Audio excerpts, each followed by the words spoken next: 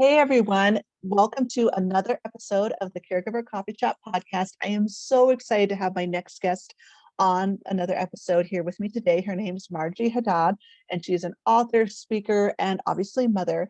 And I really am excited about her coming on because she's going to be talking about how to use healthy PR parenting strategies. And we've done a lot of stuff on self-care, on caregiving, burnout, kind of those things that I talk about a lot, which is usually motherhood, self-care, or caregiving. But in terms of parenting and how we discipline, communicate, and educate our children, we haven't really done an episode kind of on that topic yet. So I'm very excited to have Marjie on because she's an expert in this stuff for one, two, so duh, right? And then two, that she's a mom. She's had her own unique motherhood journey, right? So having her come on, share her heart, give you some tips is something that I'm very excited for. And, she's going to be speaking to the choir here too, because I'm a mom of a 4-year-old. So I'm in the early stages still of my parenting journey. So I want to just throw it out there that wherever you're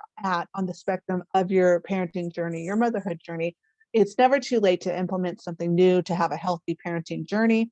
And we're all learning, okay? Our children are all unique. We all have different brains, different personalities, and different caregiving situations that's adding extra stress to our motherhood and caregiving journey and parenting journey. So definitely listen to this episode with a grain of salt. That listen, wherever you're at, there's something here that you could probably take with you to implement back into your life to help you have a healthy and better balanced parenting and motherhood journey. So Marjie, thank you so much for agreeing to be on the podcast today.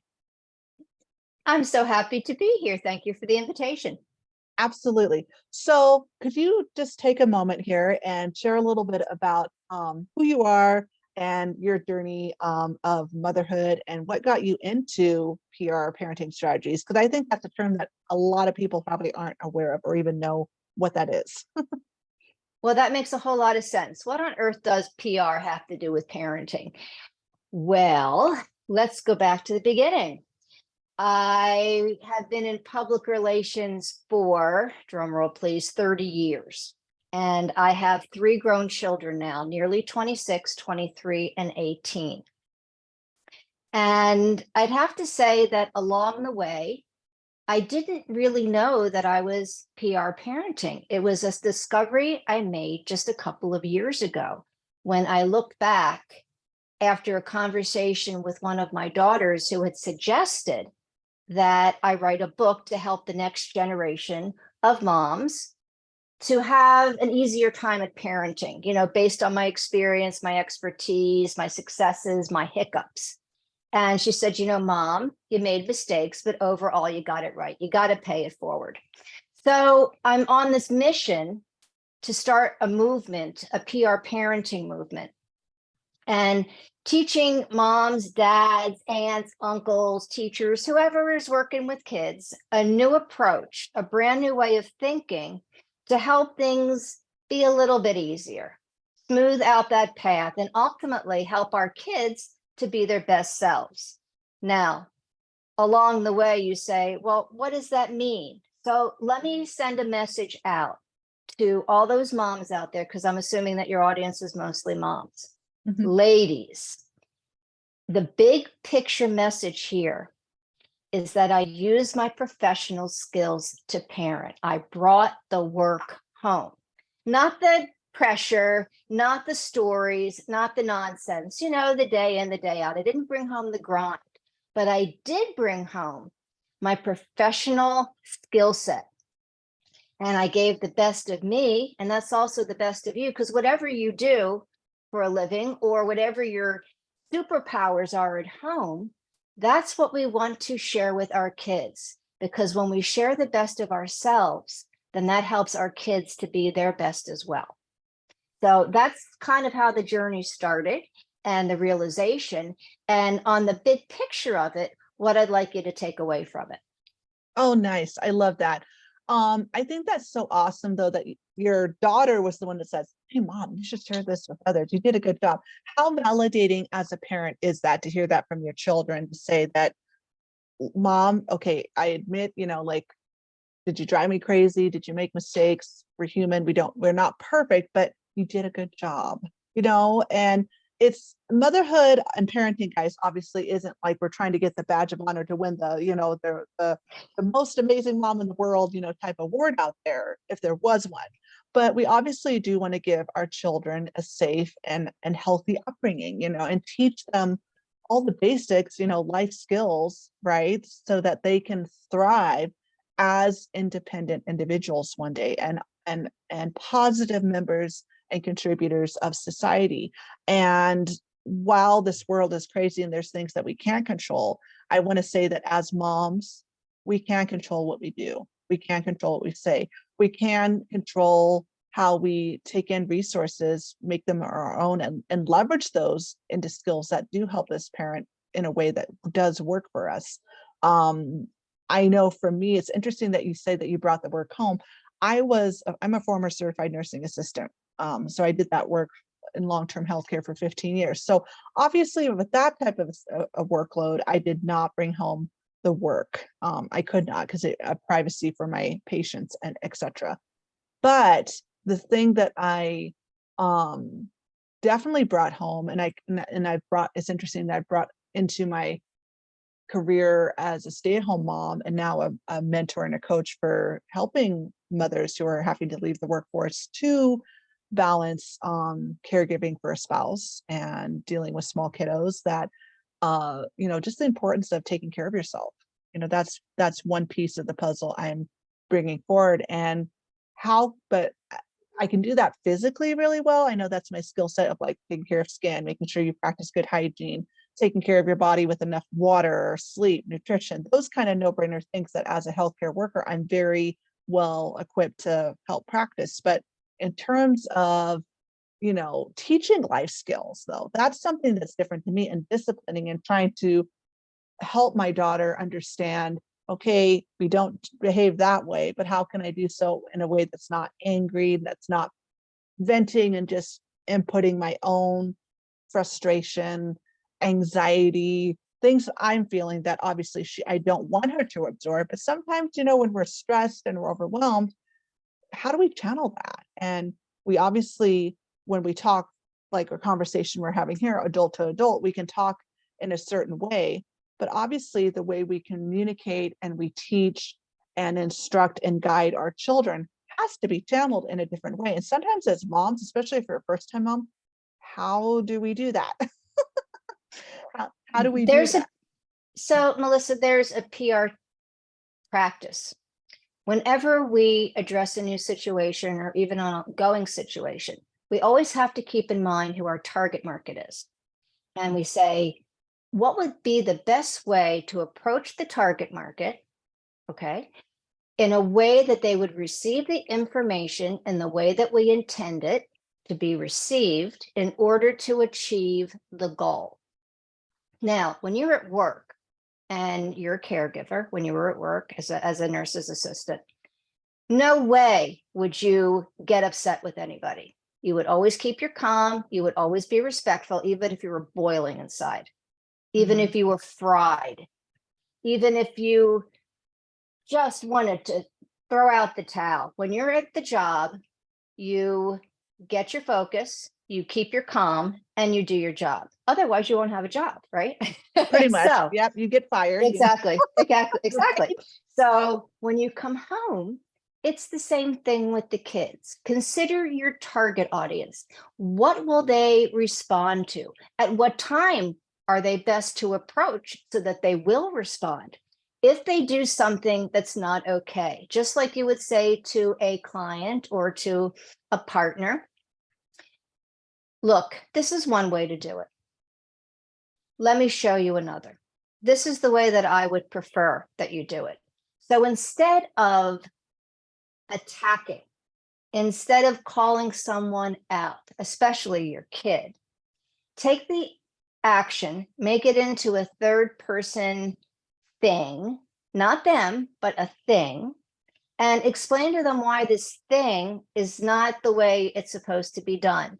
And then instead of dwelling on the negative, because we already been there, seen it and done and don't want to do that again, propose another way to approach the same thing that would be to your liking, that would be positive, and show them how. As parents, we need to guide the kids. Everybody makes mistakes. Nobody's perfect. Not me, not you, not the kids. And we learn more from our mistakes than from our successes. So if we keep in mind who our target market is, who our target audience is, adjust our messaging accordingly. Make sure that our words are chosen in such a way that the recipient will understand you. Make sure that you choose a tone and delivery that would be well accepted, and give positive examples of what you want your end goal to look like. As simple as that. And as far as blowing your coal, just remember, if you wouldn't do it at work, don't do it at home. I love that. And I tell you, little phrases have been something that's really helped me lately. So like you said, like, let the phrase that stuck out to me the most when you were sharing that was, let me show you a different way, or let me show you a way that mommy would like. Again, bringing it down to their your target audience, as you say, bringing it down into a way language wise that they understand. It's not And even, but yeah, Melissa, yeah, it's not a down. Okay. It's not an up or a down. It's the appropriate word choice, the appropriate tone for whomever you are speaking to. It's not an up or down thing. We're not talking down to our children. I've always spoken to my children as much as I possibly can. And again, I've made mistakes too over the years, and I've lost my cool too. mhm, I make mistakes. It happens, right? But mhm. I always have another opportunity. And that's the good news. We always have an opportunity, another one, to try and improve as we're continuing to evolutionize too. So don't beat yourself up if you blow your coal. It's okay. You'll have another chance to do it again. But I never dumbed down my language. That's why my children's vocabulary is as good as it is. And I spoke to them in English, and my husband spoke to them in Hebrew. So they're bilingual. They are literate in both languages, and they're wonderful at writing in both languages. Mhm. And because everything was maintained at a certain level, they also adopted language as well. So we're not talking about dumbing things down. If anything, the opposite. Teach them those supercalifragilisticexpialidocious words. You'll be very happy I because love that.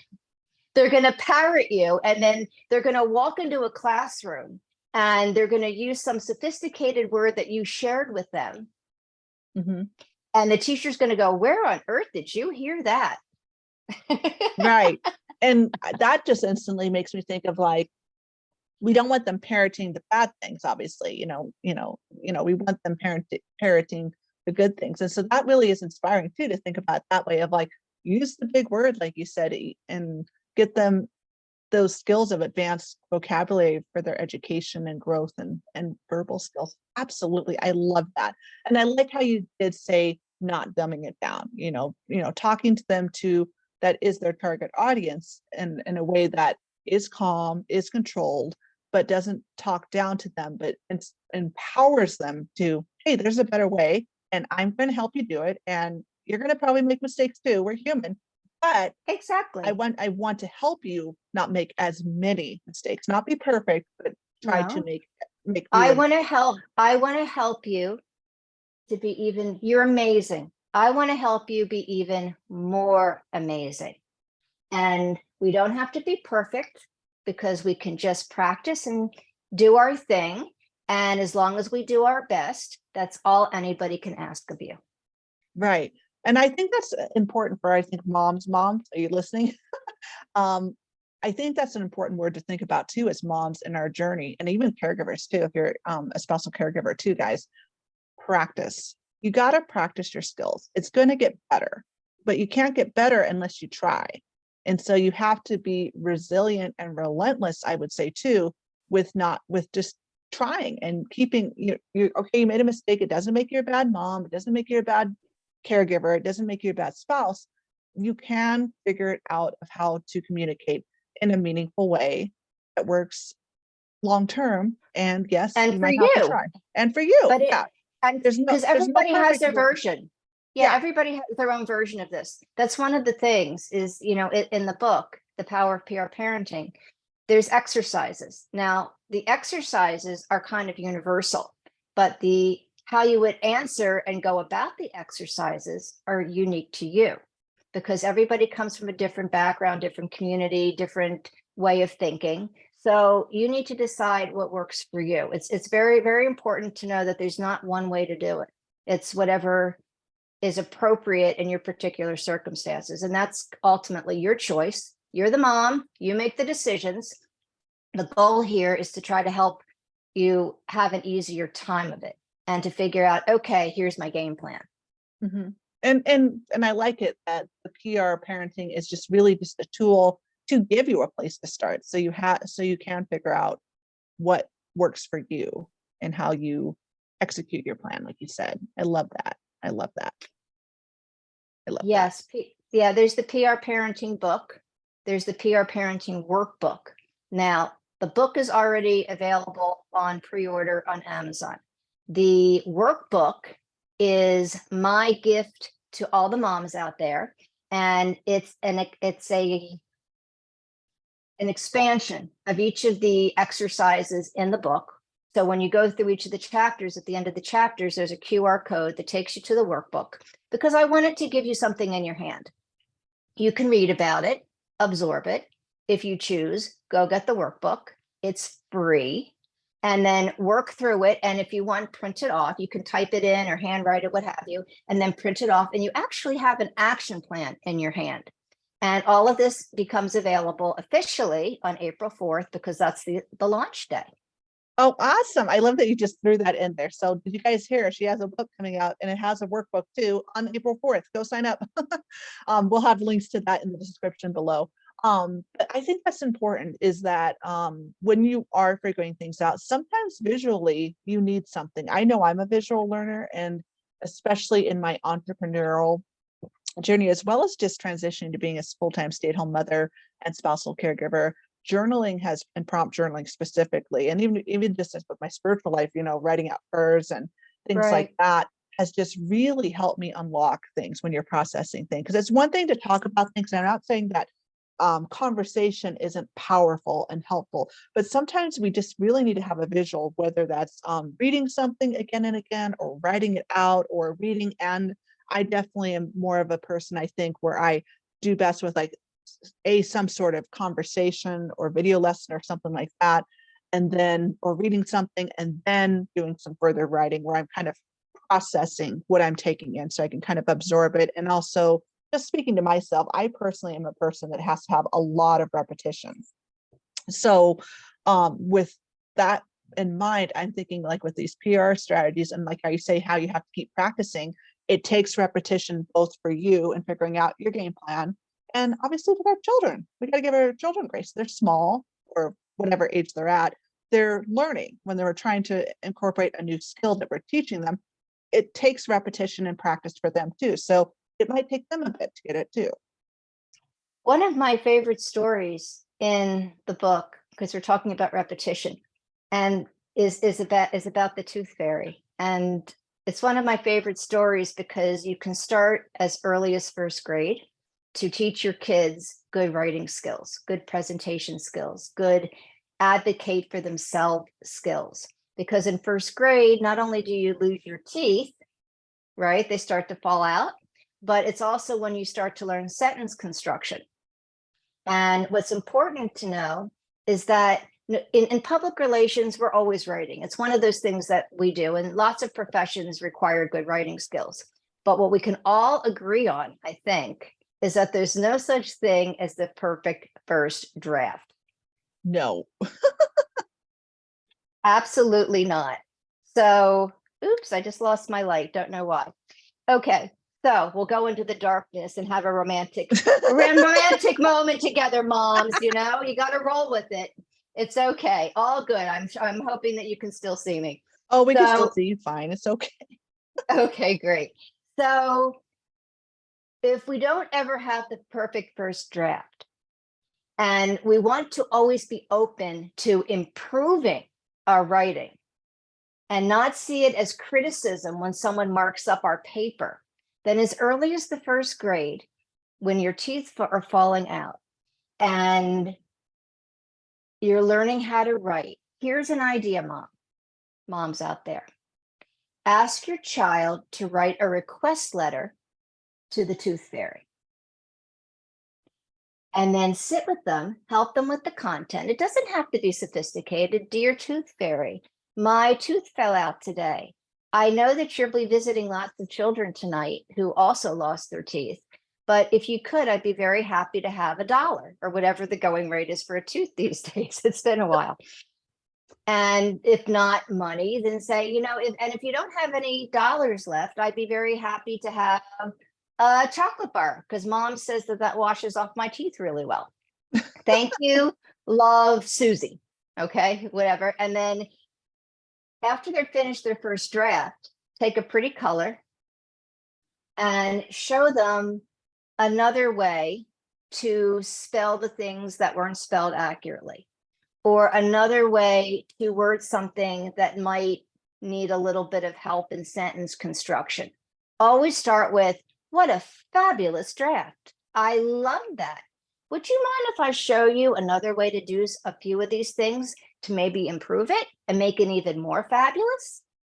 And then when they hear that they're fabulous and you just want to make it more fabulous, then they're generally open, and you take a pretty color, a pink or a blue or a green, never red, fire engine red. Nobody wants a red marked up paper. And then you, at the end of your edit and this interaction, you have pretty colors on the paper, and then invite them to rewrite it, round 2, right? And it's another opportunity for them to practice. And that's what they put the tooth in.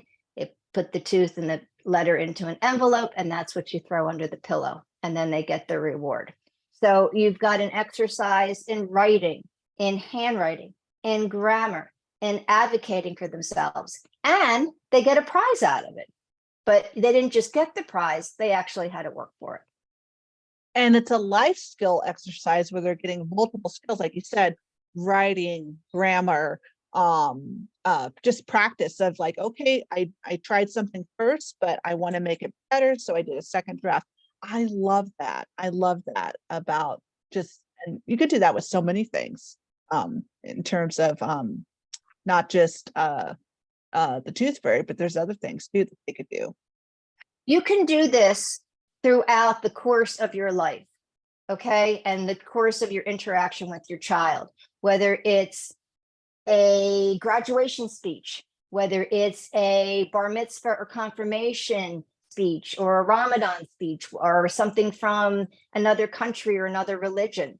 Anytime you have a writing assignment, you can turn it into practice in terms of writing skills, grammar, sentence construction, analysis. And then ultimately, if you have to present it, then you even get presentation and performance skills in there, which you can help your child with. And it's all the same approach. Here's one way to do it.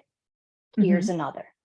It's always about improvement. It's never about making mistakes or criticizing. This is our starting point, which is a great starting point.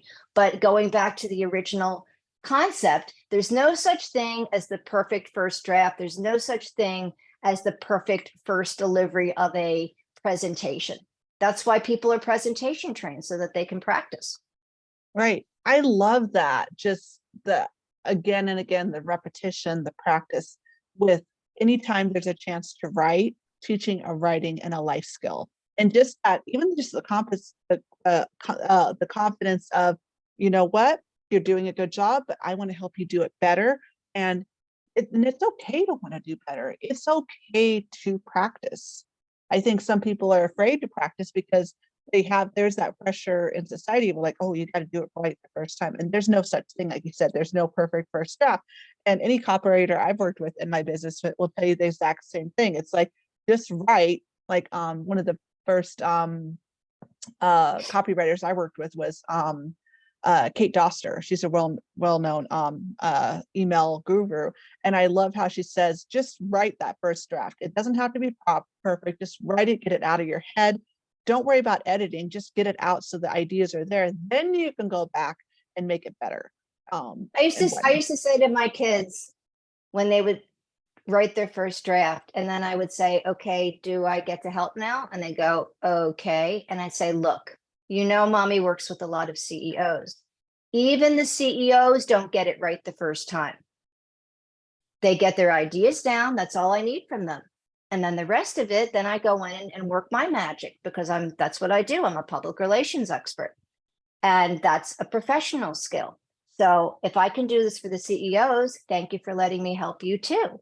And then they understand that no matter how old you get, it's going to be the same process over and over again. And guess what? That's okay, because we always want to improve. Hey, everything that I write, I always get a second pair of eyes on it, because I know that once you're too close to the forest to see the trees, you got to get a second pair of eyes on it, period.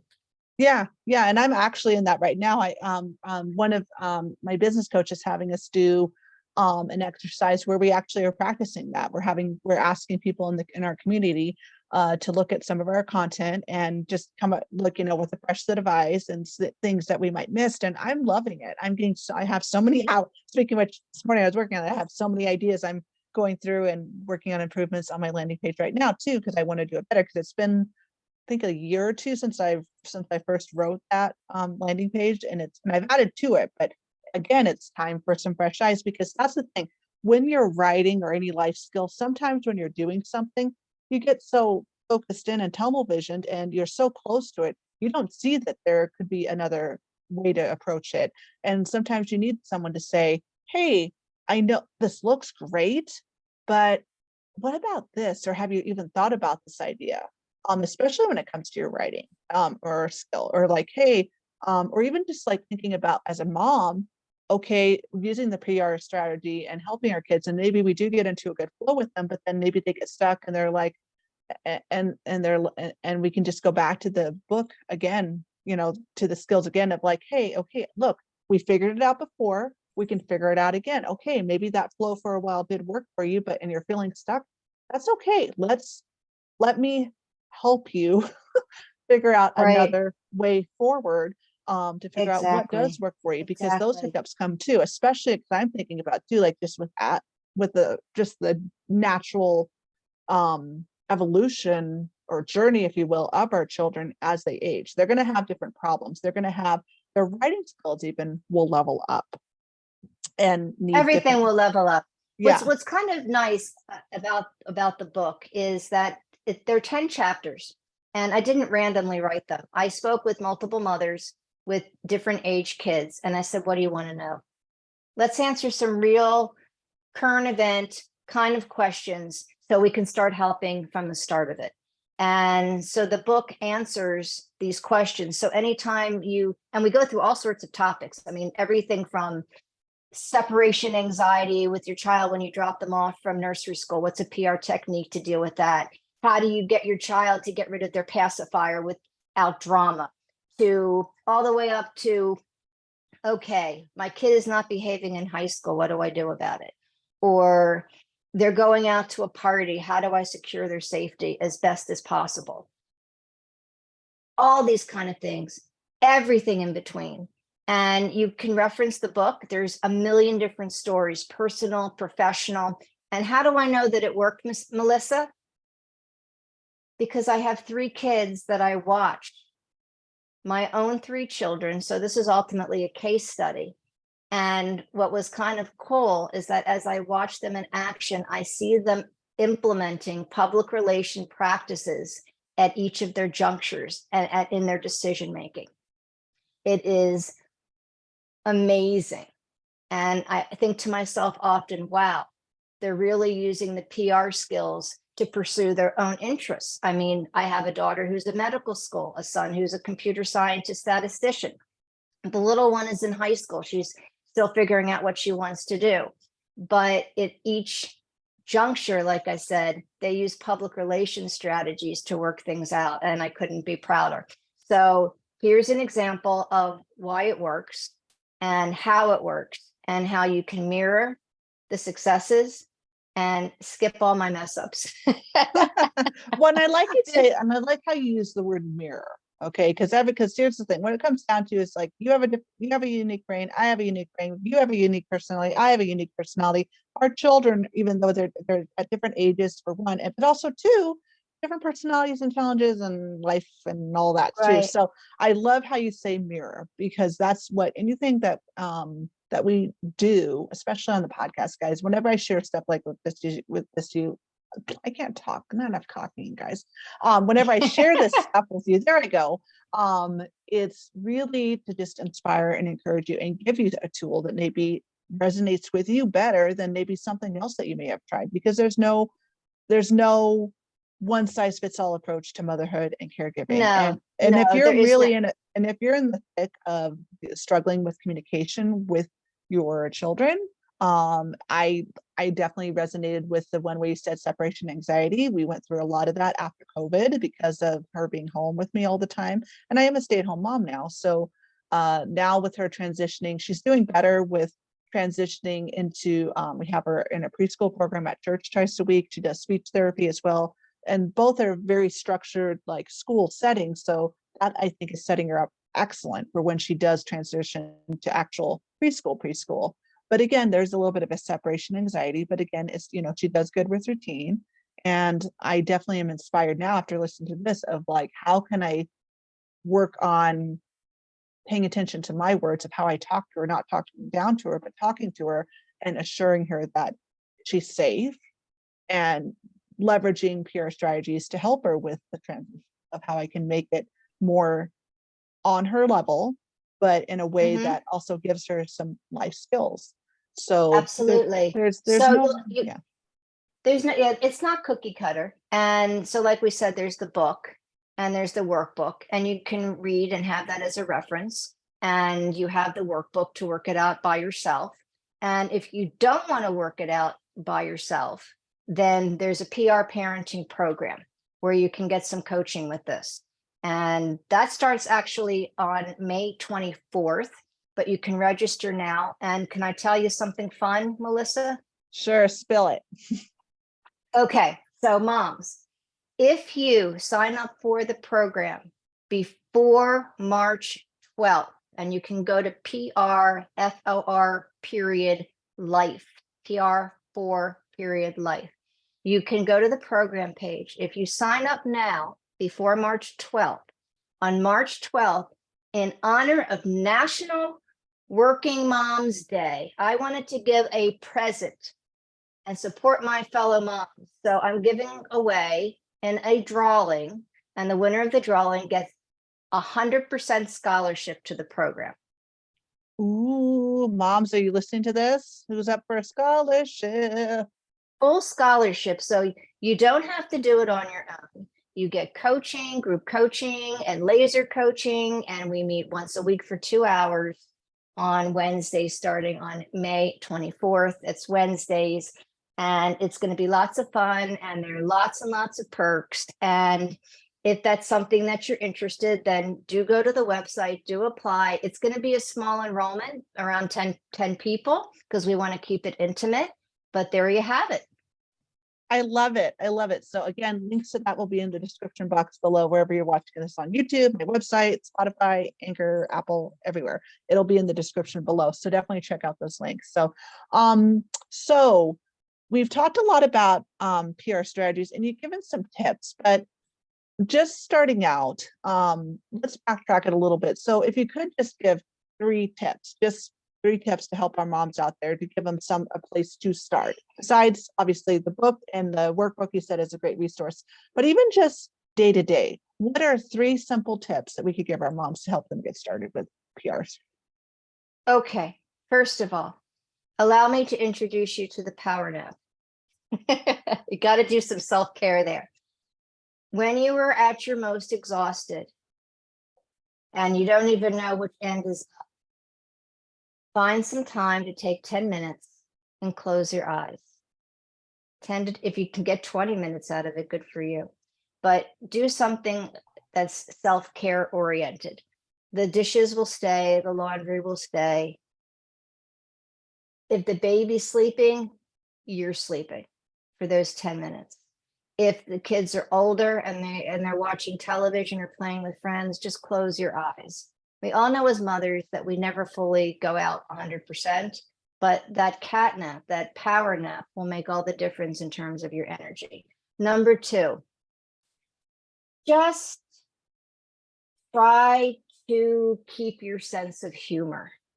It's something that we do in public relations all the time, because you're always getting yelled at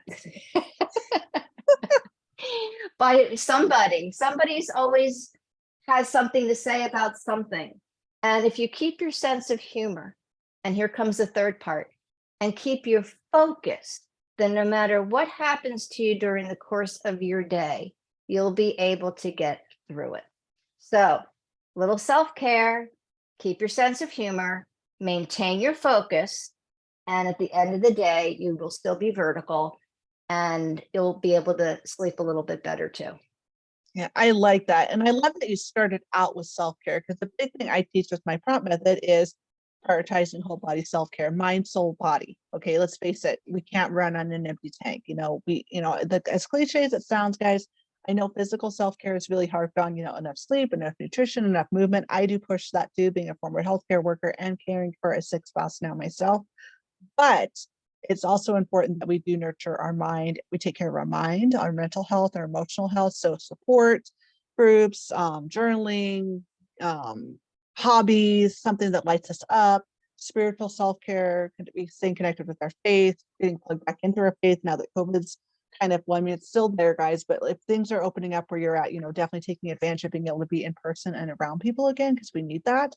And connecting in other ways too, whether it's support groups within your community of faith, or weekly activities, whatever you can do, or even just getting back in the habit. I know for me, since July of last year, I've been really on a kick of prioritizing my 30 minutes to 60 minutes every morning before I even start work or anything else, of doing my time with the Lord, and that has been life-changing. So there's so much emphasis, I think, that needs to come with self-care. And then once you have self-care, then you can have the wherewithal to stop and pause and take breaks throughout the day, whether it's that 15-minute cat nap, or maybe 15 minutes of movement, or 15 minutes just to stop and rehydrate your tumbler, or 15 minutes to do a hobby or something, or and then Let me jump in here for just a second. Yeah, I'll tell you something. Sometimes you'll say, you know what, Melissa, I don't have 15 minutes. What are you talking about? The day's just too crazy. So here's what I propose. When you take your shower that day, instead of taking however many minutes, add on a couple more so you can enjoy that hot, steamy water.